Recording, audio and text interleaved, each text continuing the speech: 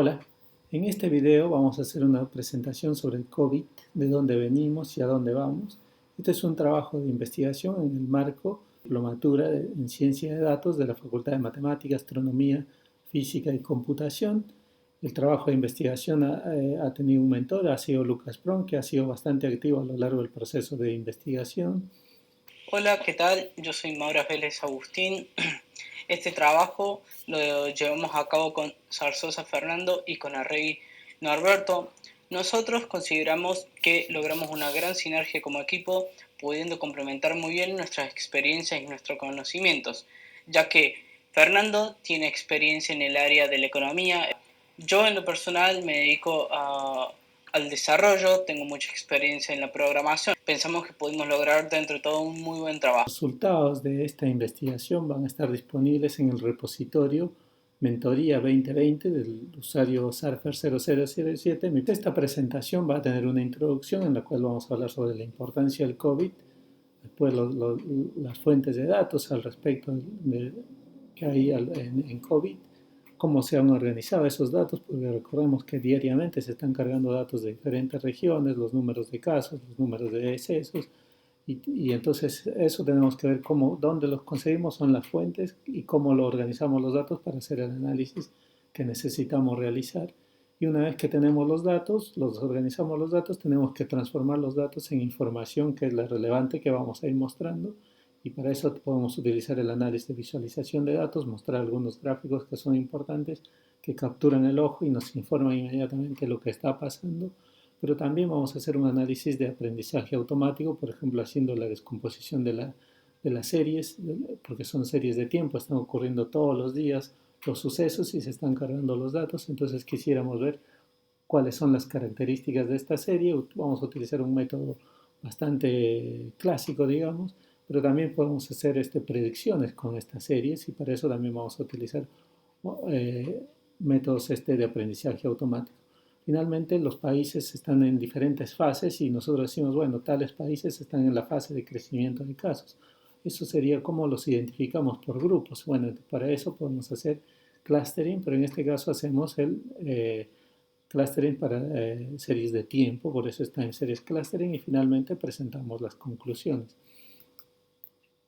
El COVID, porque está afectando a todos los países en general, vemos que en los últimos 100 años es una de las epidemias más importantes de los últimos años, después de la que hubo en 1918. Y decimos, bueno, ¿cómo vemos esa importancia? Fijémonos solamente en el gráfico del COVID, que sería en términos de la población de cada país, y en este caso nosotros estamos viendo que en términos poblacionales es significativo y está afectando a todos los países. Países que están más comprometidos, por ejemplo, son los países de América en general, Estados Unidos, Chile, Brasil, Perú, y también está México, está el caso de Argentina, y los casos de los países europeos también son significativos, afectando a todos los países del mundo. Entonces nosotros diríamos, bueno, ¿cómo han hecho ese análisis? Entonces uno podría querer ver ese análisis y para eso vamos a ir a las fuentes. Para construir este trabajo obtuvimos los datos de diferentes fuentes. En un primer momento, a partir del dataset de Johns Hopkins University, del cual teníamos datos relacionados al COVID en todo el mundo. Luego de esto los relacionamos con los datos del Banco Mundial, que principalmente los que relacionábamos con datos poblacionales y clasificaciones de ingresos. Luego, para poder obtener una mayor granularidad específicamente en Argentina, obtuvimos datos de los sistemas Mapache. A su vez, el problema que tenían estos datos es que no estaban geolocalizados por provincias. Entonces nos conectamos a la API del Servicio de Normalización de Datos Geográficos de Argentina para poder agregarle estas geolocalizaciones a nuestros datos del sistema Mapache. Adentrándonos un poco más en la organización de nuestros datos, en un primer momento lo que había que hacer era homogeneizarlos, es decir, llevarlos a un mismo tipo de formato, ya que estos datos, al ser de diferentes fuentes, estaban representados de diferentes formas, ¿sí? Tuvimos que unirlos en un mismo lugar, en una misma tabla, por así decirlo, conocido como data frame, darles una forma para que podamos trabajarlos nosotros, visualizarlos y cargarlos en nuestros algoritmos. A su vez, tuvimos que combinar diferentes tablas que nos proveían nuestras fuentes, ya que los casos confirmados y los casos de decesos de COVID estaban separados y nosotros los necesitábamos en una misma tabla. Al momento de ya unirlos en una misma tabla, deseamos generar nuevos campos de datos, por ejemplo, el acumulado de casos confirmados en cada día y el acumulado de decesos de cada día. A su vez, un reto que nos presentó las diferentes fuentes de datos era la diferencia horaria que había entre ellos. Entonces, a diferentes horas del día, algunos datos ya se actualizaban, pero otros no. Entonces, muchos ingresos nuevos de filas en nuestros datos tenían mucha cantidad de valores nulos. Por lo tanto, tuvimos que generar un algoritmo para que no nos agregue una fila con un dato nuevo en nuestra tabla hasta que no esté completa.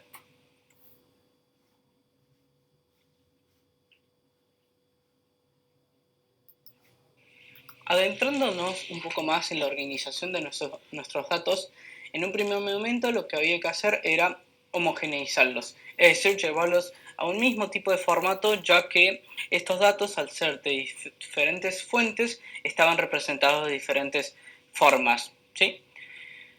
Tuvimos que unirlos en un mismo lugar, en una misma tabla, por así decirlo, conocido como data frame, darles una forma para que podamos trabajarlos nosotros, visualizarlos y cargarlos en nuestros algoritmos.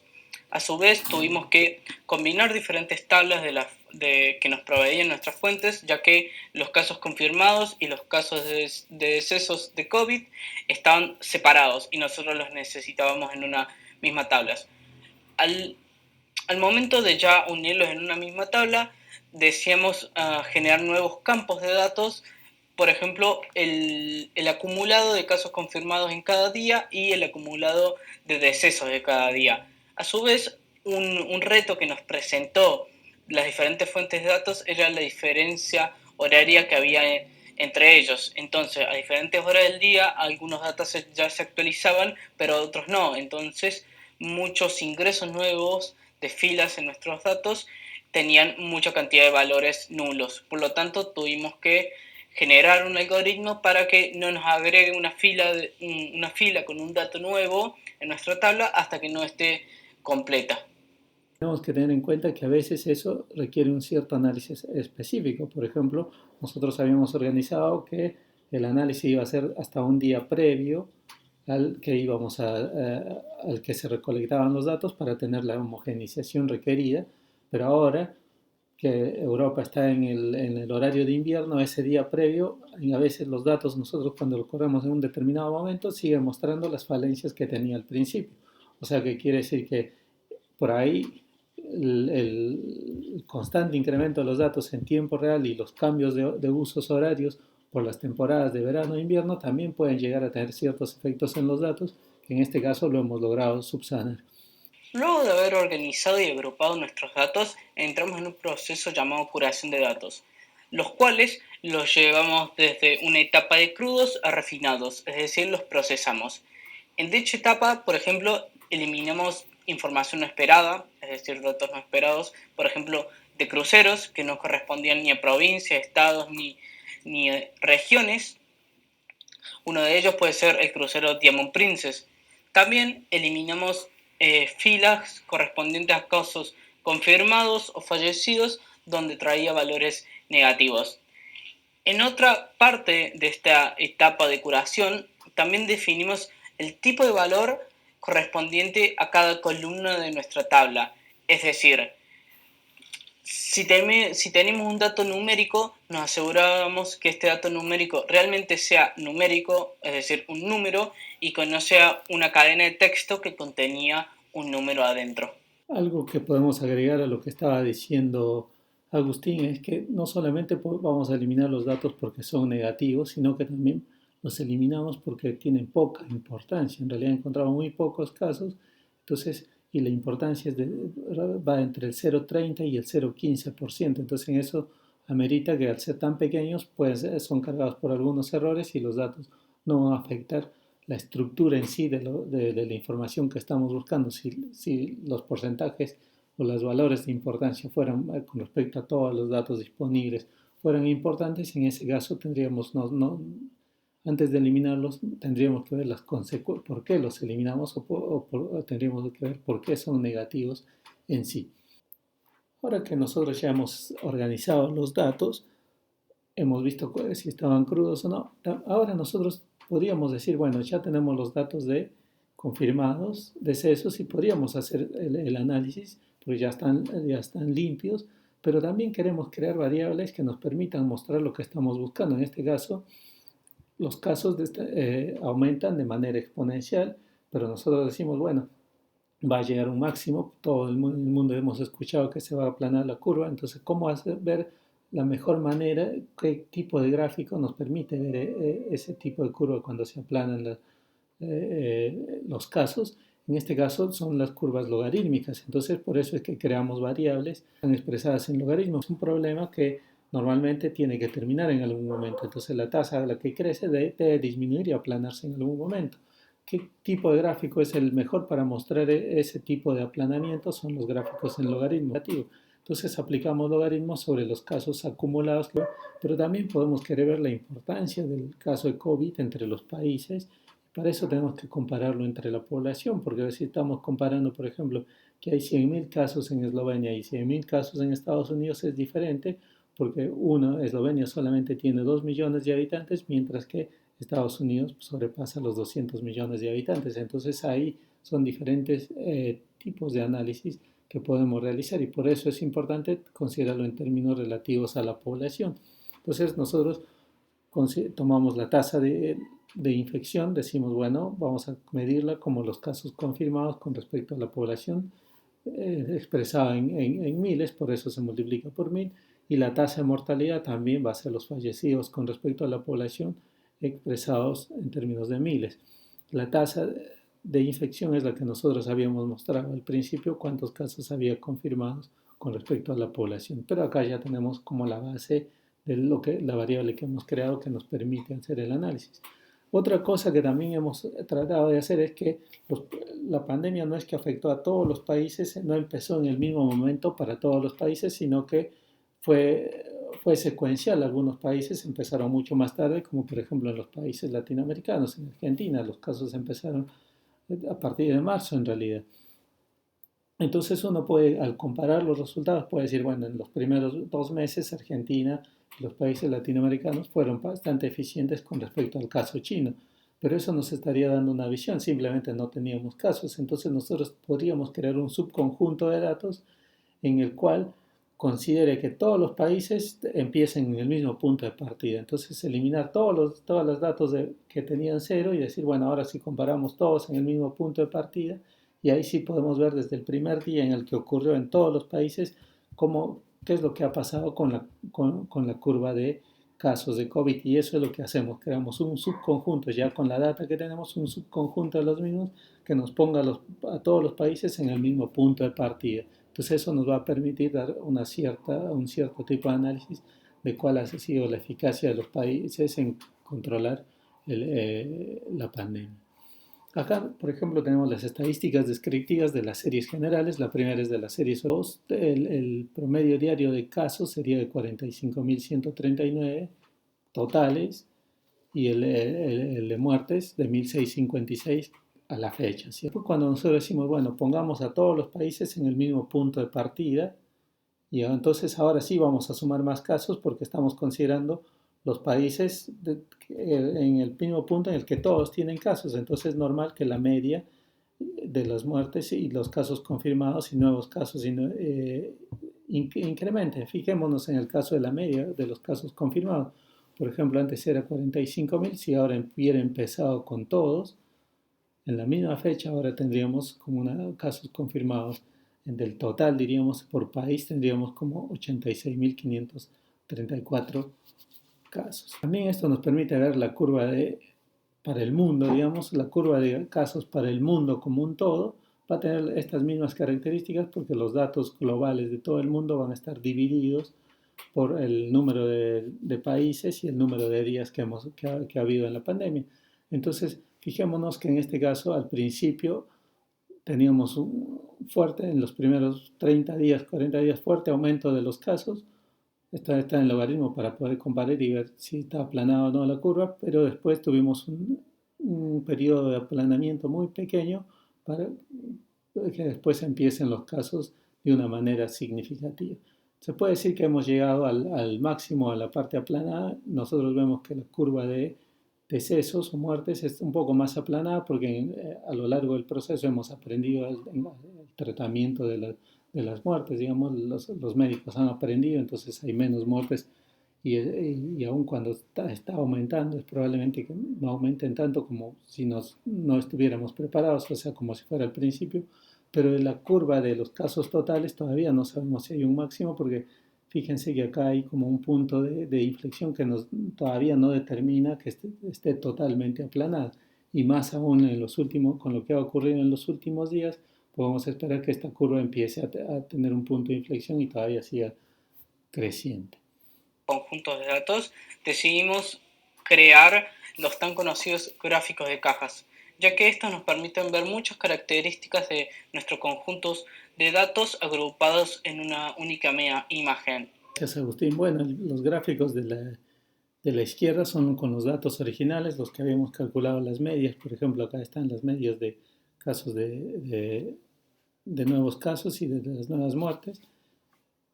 El tercero es un gráfico combinado de los dos, pero nosotros vemos que cuando nosotros consideramos en el mismo comienzo, como habíamos visto en ese subconjunto, acá las medias son un poco más elevadas.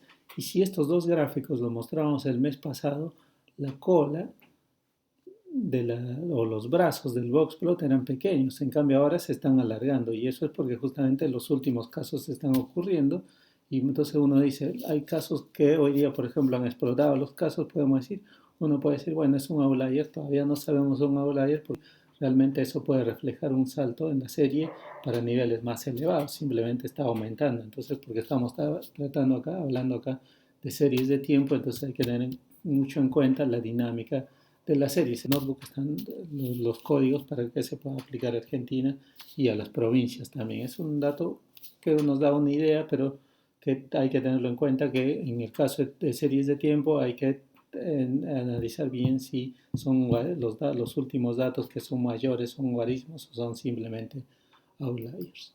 Hacer el análisis de los datos, ¿cierto? En la notebook están los datos de la distribución a lo largo del mundo de los casos confirmados, de los nuevos casos, pero acá como es algo para compararlo entre los países, hemos decidido presentar los datos de la tasa de infección porque estamos teniendo en cuenta el tamaño de la población, por lo que había mencionado lo que habíamos mencionado al principio, los países latinos americanos, en realidad los países americanos están bastante comprometidos y tienen muchos casos. Los que más significativos son los casos de México, los casos de Perú, los casos de Colombia, Perú, Brasil, Chile y los países europeos, entre los que están figurando Italia y España. Decimos, bueno, ¿esto qué nos está mostrando? Nos está mostrando que el problema es significativo y que está ocurriendo fuertemente ahora, o al menos de acuerdo a los datos que tenemos en términos de población en América y en Europa, donde está ocurriendo con mayor significatividad.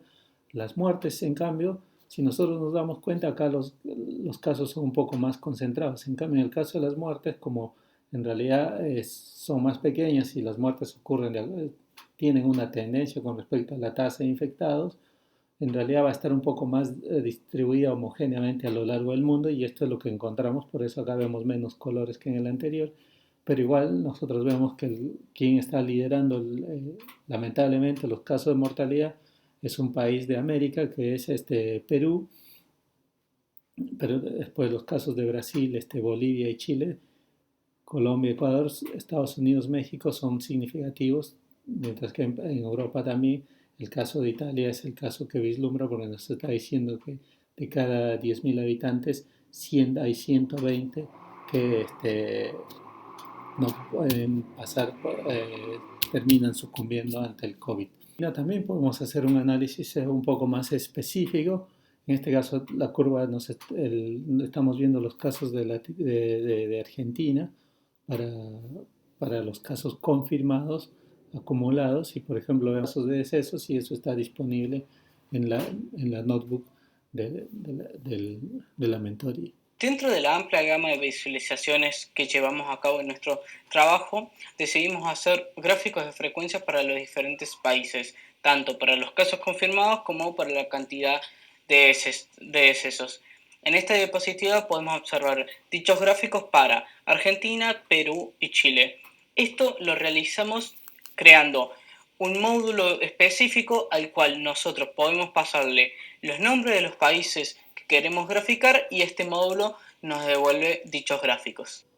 Volviendo al análisis de los casos de la evolución logarítmica para ver si las curvas se han aplanado, vemos que países como Bolivia, Chile, Colombia, Ecuador y Perú están logrando como casos altos, pero se ha mesetado, digamos, están teniendo altos casos por fecha, pero parecería que la curva de casos confirmados está mostrando un amesetamiento y por lo tanto que se está aplanando la curva. También nosotros cuando utilizamos los datos originales vemos que al principio muchos de los países no tuvieron y todos difirieron desde cuando tuvieron los primeros casos. Nosotros vemos que Chile fue uno de los países que al principio tuvo más casos. Tanto Chile como Ecuador son los países que tuvieron más casos, pero ahora vemos que Ecuador, por ejemplo, es un país ciertamente eficiente o con menos casos, tanto como Bolivia en este gráfico. Ahora, si nosotros analizamos el gráfico poniéndolos todos en el mismo punto de partida, acá es donde nosotros podemos ver cuál ha sido la eficiencia de todos los países, cuál ha sido el más eficiente al principio, por ejemplo. Vemos que Chile, nosotros acá decimos casos, pero cuando comparamos desde el principio, acá nosotros vamos a ver que Chile no fue al principio tan ineficiente como uno podría arguir. Entonces estos gráficos nos están mostrando un poco de las características de la curva y en los dos vemos que se está aplanando. Entonces uno dice, bueno, estamos llegando se está saturando el número de casos, estamos llegando al máximo. Pero ojo, que puede haber una segunda ola. Por eso consideramos el caso de los países europeos, por ejemplo, en este caso Bélgica, Alemania, Italia, Luxemburgo, Eslovenia y España. Nosotros tenemos el caso original o el caso en el que todos tienen las mismas fechas. Nosotros vemos en cualquiera de los dos gráficos, podemos ver, por ejemplo, que la curva a partir de abril se empezó a aplanar, entonces en mayo ya teníamos una curva aplanada, mayo, junio en el verano, y uno podría decir, bueno, ahí ya se terminaron los casos, se acabó el COVID, pero vemos que no ha sido así, que sino que en todos los países que estamos analizando acá hay un punto de inflexión, es en diferentes fechas, por ejemplo, pero vemos que el punto de inflexión está mostrando que ahora podemos estar pensando en una segunda ola. Podríamos decir, bueno, Bélgica, que ahora se está mencionando, es el país con muchos casos, pero si nosotros, como diríamos, nosotros nos estamos llevando por la cantidad de casos, pero si nosotros consideramos al país en términos relativos, consideramos a Eslovenia, por ejemplo, vemos que Eslovenia ya previamente a Bélgica ya su pendiente de casos, como tenía mucho menos casos, su pendiente ha empezado a aumentar, entonces la inflexión y el camino a la segunda ola puede haber empezado. Obviamente Eslovenia es un país más pequeño y es probablemente que se apliquen las mismas medidas que se aplicaron inicialmente para contener al virus y sea más exitoso que en el caso de Bélgica, pero ahora estamos esperando ver los resultados, ¿cierto? Son series de tiempo que están ocurriendo de un día para el otro. Uno puede decir, bueno, ¿y qué pasa con Argentina? ¿Qué? Buenos Aires, Cava y el Chaco y Formosa son los que tienen más o menos una curva aplanada, mientras que las demás provincias están en una parte ascendente. Está bueno, nosotros vemos que Córdoba, en relación a Buenos Aires y a Cava, tiene menos casos, pero si nosotros vemos la pendiente de Córdoba y Santa Fe, vemos que está más empinada y nosotros hemos analizado, está en el notebook para los tipos de diferentes regiones, para el Cuyo, para la región del noroeste argentino, para la Patagonia. Entonces hay diferentes tipos de análisis. Ya que hemos analizado los datos en la evolución, sus características logarítmicas, podríamos decir, bueno, estamos haciendo series de tiempo, estamos interesados en conocer sus características en cuanto a tendencia, como una serie se compone, porque una serie se compone en tendencia, la estacionalidad que nos diría cómo en los días se van repitiendo, cómo los aumentos se van repitiendo en la misma magnitud de acuerdo a cierto día, entonces habría que conocer cómo esa es la influencia de los días, y eso es lo que justamente se conoce como estacionalidad, y lo que no es tendencia ni y estacionalidad es la irregularidad, y eso que quisiéramos conocerlo, por ejemplo, entonces podríamos hacer un análisis de descomposición de series. Nuevamente, en la notebook se hace el análisis de descomposición de series utilizando algún algoritmo de tal manera que nosotros simplemente vamos a la notebook y cambiamos el país que estamos interesados y nos va a dar la descomposición de la serie correspondiente. Pero bueno, ya tenemos las series, ya hemos visto cuáles han sido sus características. También podemos estar interesados en hacer predicciones con la serie. Entonces decimos, bueno, vamos a hacer un modelo de aprendizaje automático que nos permita hacer predicciones. Hay muchos, como por ejemplo los modelos autorregresivos o los modelos ARIMA, pero en este caso hemos elegido uno muy sencillo para las series univariadas, que es el Prophet, el modelo Prophet, que es el modelo de Facebook, que es el Forecasting Model de Facebook. Es un modelo bastante sencillo, es un modelo univariado, se aplica no hemos elegido aplicarlo sobre las series en logaritmo porque justamente queremos estimar si vamos a llegar al máximo o no vamos a llegar al máximo. Uno cuando aplica un modelo quiere extraerle lo máximo del modelo, y este modelo tiene una característica es importante, que nos permite detectar los puntos de inflexión, ya sea porque había un shock o porque una política del gobierno dispuso una cuarentena, entonces cambió la forma de la curva. Bueno, entonces ese modelo va a permitir captar esas características, esos movimientos de la curva analizada. Y eso es importante porque después nosotros, para cualquier otro análisis que podamos querer analizar, estos puntos de inflexión generalmente no son visibles, son latentes. Entonces, esos puntos que nosotros estamos encontrando podríamos utilizarlo como variables dummy en otros análisis. Y es por eso que este modelo no solo sirve para predicciones, sino que nos puede proporcionar algunas variables latentes en cuanto a los puntos de inflexión o puntos de shock que han ocurrido, como en este caso son varios, porque acordémonos, en la pandemia se aplican diferentes medidas, cuarentena, cuando cuarentena, una al principio es solamente la cuarentena es flexible, después se endurece, entonces la cuarentena no funciona, los casos aumentan, se vuelven a imponer reglas adicionales, entonces tiene diferentes casos, entonces eso, los puntos de cambio, de inflexión, eso es un buen avance o un buen dato que se puede obtener de este modelo, además de las predicciones de corto plazo. Como nuevamente hemos dicho, los datos que se pueden aplicar para cualquier país están los códigos en la notebook. Ahora que hemos hecho el análisis ya de predicción, podemos pasar a decir, bueno, los casos van evolucionando en los países de diferentes maneras, pero hay ciertas regularidades que se van repitiendo entre diferentes países. ¿Cómo conocer los grupos de países? Bueno, entonces podemos clusterizar. Bueno, vamos a hacer un análisis de clúster, pero en este caso tenemos en cuenta que no es como el análisis transversal, sino que son en series de tiempo. Entonces, no es que cuando elegimos un centro, ese centro va a ser permanente, sino que puede cambiar.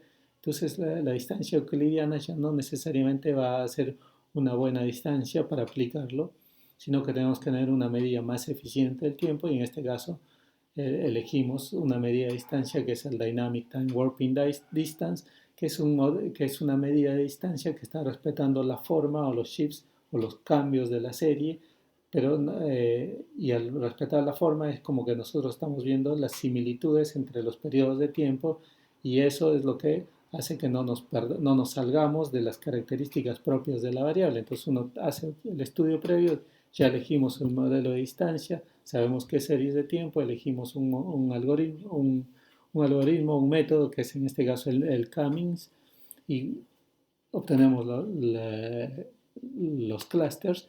Y ahora el análisis es un poco más complicado porque tenemos los clusters entre los diferentes países, una dimensión que te queremos mostrar, como lo mostramos gráficamente. Queremos mostrarlo alrededor del mundo, los clústeres, y además queremos tener en cuenta la variable tiempo, o sea, tenemos que ver cómo han ido cambiando esos clústeres, porque vamos a ver que no necesariamente se repite a lo largo de todos los periodos. Y para eso hemos elegido el análisis geográfico que habíamos mostrado al inicio, por ejemplo.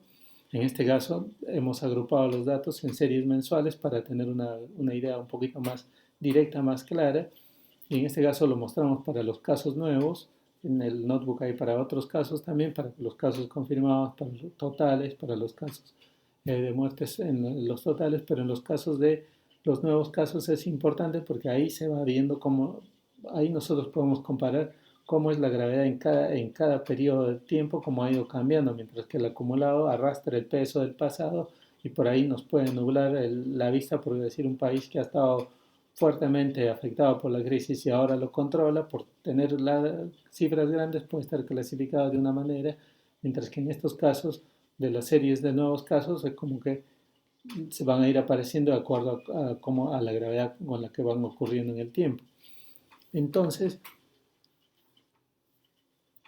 entonces nosotros hemos elegido, para este caso hemos elegido, para el ejemplo que vamos a mostrar, hay muchos otros ejemplos en la notebook, es el caso para las series mensuales de nuevos casos.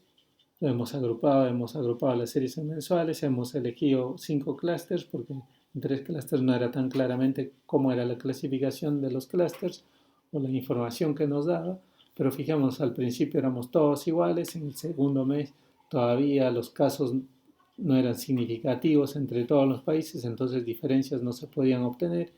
El caso de China requiere más periodos de tiempo para ver la forma, por eso es que tampoco aparece.